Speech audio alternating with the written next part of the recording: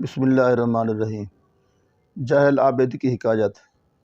بستی محلہ خیل میں ایک جاہل شخص بہت عابد اور زاہد تھا، تہجد گزار، پابند صلات تھا، لوگوں کی اس طرف بہت میلان تھا اور کہتے تھے کہ یہ اللہ والا ہے، بہت بزرگ ہے۔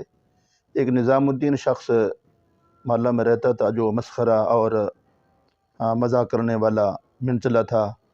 اس نے کہا کہ یہ بزرگ جس کو تم کہتے ہو یہ جاہل ہے، جاہل کی کیا بزرگی، اس کے پھسلنے کا، جاہل کے پھسلنے کا تو کوئی پتہ نہیں چلتا۔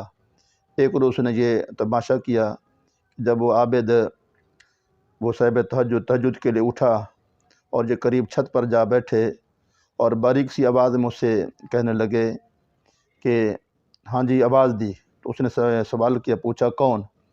اس نے جواب دیا کہ میں ہوں جبریل، اللہ تعالیٰ کی طرف سے یہ پیغام لایا ہوں کہ تم اب بوڑھے ہو گئے ہو، بہت عبادت کی اور موسم بھی سردی کا ہے، رات کو اٹھ کر وضو کرتے ہو اور بہت تکلیف ہوتی ہے، دقت ہوتی ہے، ہمیں شرم آتی ہے، جب اب تمہاری نماز معاف کر دی گئی۔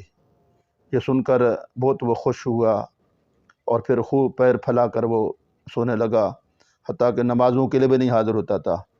لوگ اس کے پاس گئے کہ شاید بیمار ہو، مزاج پوچھا، دیکھا تو بالکل تندرست تھا، وہ ٹھیک ٹھاک تھا۔ لوگوں نے پوچھا کہ اب تم صبح کی نماز کے لیے نہیں آتے ہو، کیا بات ہے؟ تو اس نے کہا کہ اب میرے پاس فرشتہ آنے لگا ہے، یہ پرسوں سے یہ وہ پیغام لایا ہے کہ اب نماز تیری معاف کر دی گئی۔ تو وہ جو منچلا شخص تھا وہ بھی سن رہا تھا، وہ اس نے کہا کہ ہمارا ہنسا اور کہا کہ دیکھ لو جہل کے پھسلنے کو، جہل کی بزرگی بھی دیکھ لی نا تم نے۔ تو پھر لوگوں نے کہا کہ ظالم تو نے تو بڑا غضب کر دیا۔ تو اس لیے جہل کا پھسلنا بہت جلد ہو جاتا ہے۔ اللہ تعالیٰ عبادت میں استقامت نصیب فرمائے۔